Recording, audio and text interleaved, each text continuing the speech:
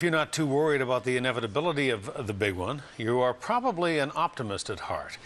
But tonight, the pessimists are claiming victory in the long-running battle over whether that glass is really half empty or half full. If you look on the bright side of life, there's a new study from Britain that might surprise you, although it probably won't disappoint you. Researchers found that people who are chronically optimistic are that way because of a fault in their brain. We sent CTV's Andrew Johnson to deliver the bad news. It's raining, it's pouring, but the optimists don't feel a drop. I love life. I love life. It's great. What else is there? Well, I don't know how to say this.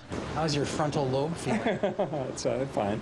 British researchers say if you're a chronic optimist, you may have a fault inside that melon of yours because you're filtering out all the bad news. You're saying I have a faulty frontal lobe? Yeah. Really? That's good. Well, thank you, doctor. Hey, don't blame the messenger. Next stop, Irwin Industries. Owner Ron Bilodeau is a longtime member of the Victoria Optimist Club. Here we go again. I don't know how to tell you this. I'm sorry to tell you this, but it sounds like you might have something wrong with your brain. I heard that on the news today.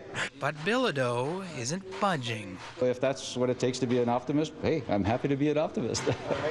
The left hemisphere. UVic clinical psychology professor James B. Hale is intrigued by the research, but says there's nothing faulty about everything coming up sunshine and roses, if that's your thing. Well, I think some of the most happy people in the world are the ones that are perfectly comfortable with who they are and where they're at.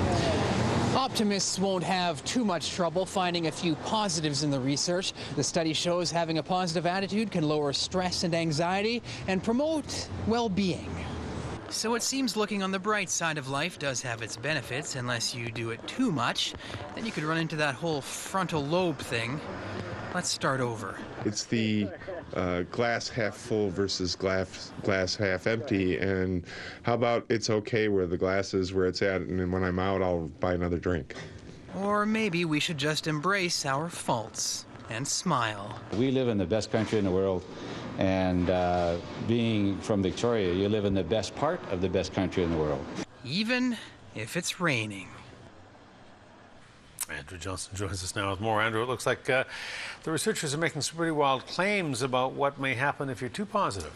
They are, Hudson. They suggest the financial crisis in 2008 may partly be the result of analysts overestimating the performance of their assets, even though they should have known better.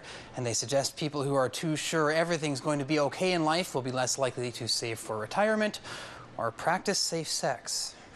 Isn't the world a better place, though, if you feel like the glass is half full? I think it's well documented in terms of suffering from illness and all kinds of things. If you're feeling positive, it might turn out okay. Let's hope. I'm hopeful. All right, Andrew, thank you. You're welcome.